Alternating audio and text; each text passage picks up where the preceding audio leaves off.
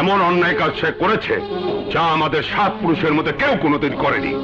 Department আগুনকে শান্তিপুর পাঠিয়েছিল সন্ত্রাস, খুন, রাহাজানি বন্ধ করতে, আইনের শাসন প্রতিষ্ঠা করতে। কিন্তু তোমার ছেলে পুলিশের চাকরিতে ইস্তফা দিয়ে সিপাহীদের নিয়ে একটা সন্ত্রাসী দল গঠন করেছে, শান্তিপুরের সন্ত্রাসের রাজত্ব কায়েম করেছে। শুধু তাই নয়, জুলম শিকদারের দুটো ছেলেকে নৃশংসভাবে খুন করেছে।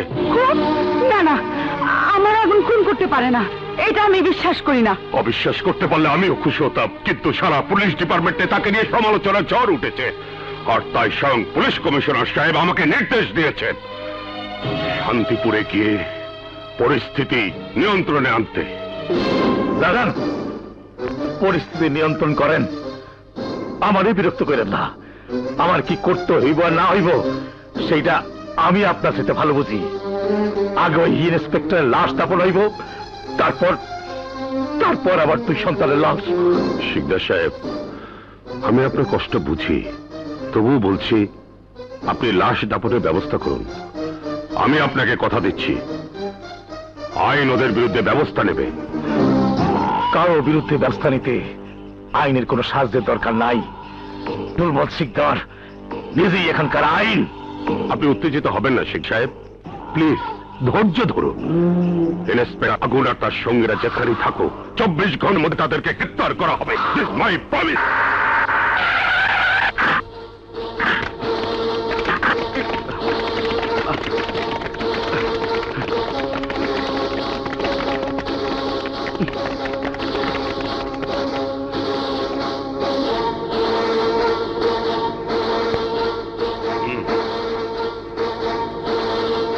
ইন্সপেক্টর আগুন, আত্মসমর্পণ করো।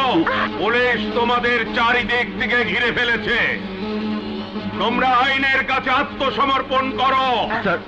এখন কি হবে? আগুন, আমি এসপি নাসির খান বলছি, এখনো সময় আছে, ধরা দাও। Follow me. Yes sir. Sir, এখন কি হইব? ঘাবড়ানোর কিছু নেই, আমরা ওদের চোখে ফাঁকি দিয়ে পালিয়ে যাব। হ্যাঁ, আমরা কমান্ডো স্টাইলে আত্মগোপন করব। কিন্তু আমি একবার এসপি সাহেবের সঙ্গে দেখা করব। স্যার, এভাবে যাওয়া আপনার ঠিক হবে না। আপনার কমান্ডে আমরা জীবন বাজি রেখে শিকদারের বিরুদ্ধে যুদ্ধে নেমেছি। আমাদের এভাবে ফেলে আপনি একা যেতে পারেন না। আমি কমান্ডার হয়ে তোমাদের নির্দেশ দিচ্ছি, প্রত্যেকে আত্মগোপন করো, আমাকে বাধা দিও না। না, আমি তোমাকে যেতে দেব না। তোমার যদি কিছু হয়ে যায়। না চমকি, আমার কিচ্ছু হবে না। তোমরা হয়তো জানো না, উনি শুধু একজন এসপি নন, আমার জন্মদাতা পিতা। আইনের কাছে বাপ ছেলের সম্পর্ক কিছু না, এটা আপনাদের কাছেই শুনছি। আমি আপনারা একা যাইতে দিব না, আমিও লগে যাব। রাজু, জেদ করো না, এখন জেদ করার সময় নয়।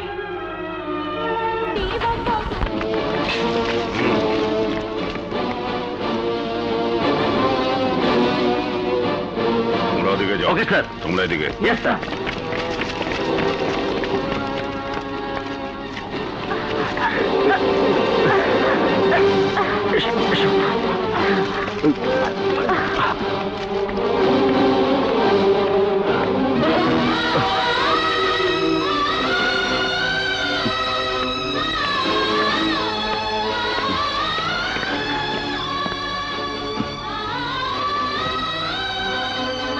আমি কোনোদিন স্বপ্নেও ভাবিনি আইনের লোক হয়ে তুমি বেআইনি কাজ করবে, আর আমাকে আসতে হবে তোমাকে গ্রেফতার করতে।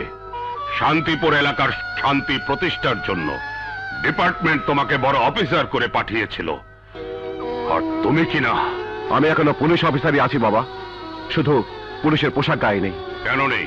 একজন সন্ত্রাসীর করিয়ে দেওয়া এই লজ্জাচিহ্ন নাকে ধারণ করে পুলিশের পোশাক গায়ে রাখলে আইনের অসম্মান হতো বাবা। শিকদারের দুটো ছেলেকে খুন করেছো, তাতে আইনের অসম্মান হয়নি? তুমি শুধু জানো শিকদারের 2 ছেলে খুন হয়েছে, কিন্তু কেন খুন হয়েছে তা তুমি জানো না। ওই শিকদার হচ্ছে একজন চিহ্নিত সন্ত্রাসী, গডফাদার। খুন, ধর্ষণ, মাদক ব্যবসা, চোরাচালান সহ এমন কোন বেআইনি কাজ নেই যা ওই শিকদার তার ছেলেরা করেনি। শুধু তাই নয়, টাকার ক্ষমতার দাপটে পুলিশকে দিয়ে সে ব্যক্তিগত চৌকিদারের কাজ করিয়েছে, থানাটাকে পরিণত করেছিল গরু ছাগলের খোয়ারে। আমি এসে শিকদারের সব সন্ত্রাসী কর্মকাণ্ড একে একে বন্ধ করতে শুরু করেছিলাম, এলাকায় প্রতিষ্ঠিত করেছিলাম আইনের শাসন। আর সেই কারণে তার সাথে আমার সংঘাত। আইন আর অপরাধীর সংঘাত নতুন কিছু নয় বাবা, এটা চিরকালের। আইনের শাসন প্রতিষ্ঠিত করতে গিয়ে আমার সেবইরা অপমানিত হয়েছে, লাঞ্ছিত হয়েছে, তাদের শরীরের পোশাক ছিঁড়ে ফেলেছে, তাদের গায়ে হাত পর্যন্ত দিয়েছে ওই শিকদার। তারই প্রতিবাদ করা সাব ইন্সপেক্টর রানার একটা হাত কেটে নিয়েছে ওরা, তাতেও ক্ষান্ত হয়নি। আমাদের সবার শরীর থেকে পোশাক খুলে নিয়েছে, আমার নাকে পরিয়ে দিয়েছে লজ্জা চিহ্ন। তুমি আইনের কাছে সাহায্য কামনা করনি কেন? করেছিলাম, প্রতিদানে পেয়েছি ট্রান্সফার অর্ডার। তাই বলে চাকরি ছেড়ে অনুগত সিপাহীদের নিয়ে তুমি সন্ত্রাসী দল গঠন করবে? এছাড়া কি করার ছিল আমার? যে লক্ষ্য নিয়ে থানাতে এসেছি সেই লক্ষ্যকে ভুলে গিয়ে ভীরু কাপুরুষের মতো এলাকা ছেড়ে চলে যাব, অসহায় মানুষদের ফেলে যাব এই ভয়ঙ্কর হায়নাদের হাতে? ঠিক আছে, ঠিক আছে, যা আবার হয়েছে, এখন তুমি আত্মসমর্পণ করো।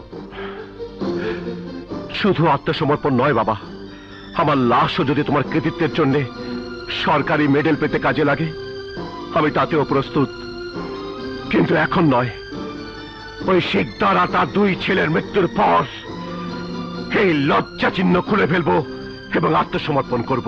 অসম্ভব, আইনের লোক হয়ে তোমাকে আর আমি বেআইনি কর্মকাণ্ড চালাতে দেব না। You are under arrest.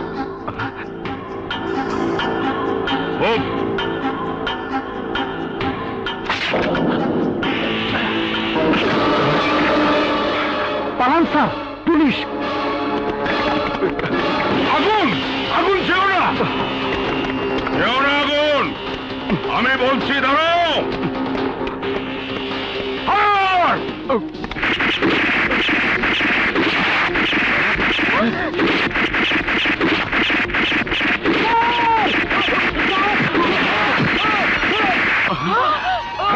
Raju, তুমি কি করলে রাজু? মরার আগে আমার একটাই দাবি, ওই শিকদার গর্তে বাঁচতে দিন না। ওগো নাম নিচে না মাটির সাথে মিশাই দিয়েন। রাজু রে, লাশ মর্গে নিয়ে যাও। মুখ।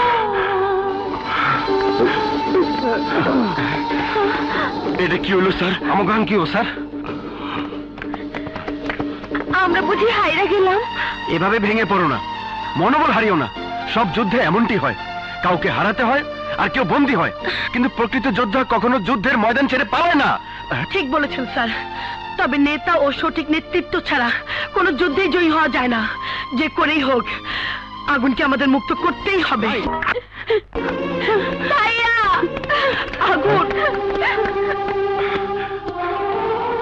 অ্যানি, ভাইয়া, মা, আগুন সত্যি করে বলতো, তুই ভুল করে কোনো অন্যায় করে ফেলিসনি তো? আইন আমাকে যতই অপরাধী হিসেবে চিহ্নিত করুক, অন্তত তুমি বিশ্বাস করো আমি অন্যায় করিনি, আমি অন্যায় করতে পারি না। আমি যে তোমারই সন্তান মা। সেই বিশ্বাস আমার আছে, আর তাই তো ছুটে এসেছি তোর কাছে। তোর বাবাকে তুই ভুল বুঝিস না গো। মানুষ হিসাবে উনি যতটা মহান, আইনের লোক হিসাবে উনি ততটাই কঠোর। তা আমি জানি মা, বাবার আদর্শই যে আমার আদর্শ।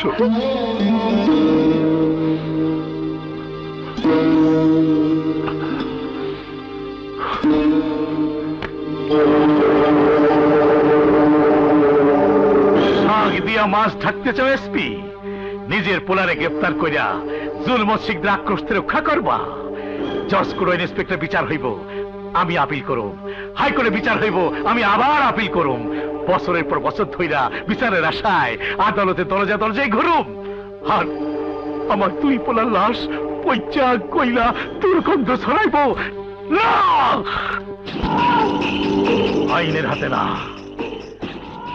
তোমার পোলার বিচার আমি নিজে হাতে করুম। ওই থানা ভাইঙ্গা ঠোলা মাইরা ইন্সপেক্টর আমার কাছে নিয়ে আয়, জিন্দা দাফন করুম, জিন্দা। ঢাল নাই, তলোয়ার নাই, নিধীরন সর্দার। আরে এসপি স্পেশাল ফোর্স সঙ্গে নিয়ে আইছে পোলারে ধরতে, আর তুমি স্পেশাল ব্যবস্থা না করিয়াই ওগো থানা আক্রমণ করতে পাঠাইতেছ। মানুষে তুমি আইছো বন্ধু? শিকদার বন্ধু আমার, তোমার এই শোকের দিনে, বিপদের দিনে আমি কি না আসা পারি বন্ধু? খালি আমি আসি নাই, সঙ্গে লয়ে আইছি অত্যাধুনিক অস্ত্র, গোলা বারুদ আর স্পেশাল ট্রেনিং প্রাপ্ত আমার বিশেষ বাহিনী।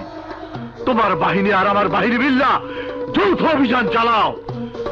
ওই ইন্সপেক্টরের বাচ্চারে ধৈর্য নিয়ে আসো, তুই ভাতিজার লাশের সামনে ওরে জিন্দা দাফন করো। বিপদের বন্ধু, বড় বন্ধু, সত্যি তুমি আর বড় বন্ধু। এইবার হইব যৌথ অভিযান। হ্যাঁ, আমি দেখছি। আমার আগুনের কিছু হয়নি তো, আমি যাব না, তুমি কোথাও যাবে না। আমার কর্তব্য কর্মে যদি তুমি বাধা হয়ে দাঁড়াও, তাহলে তুমি আমার মরামুখ দেখবে। মা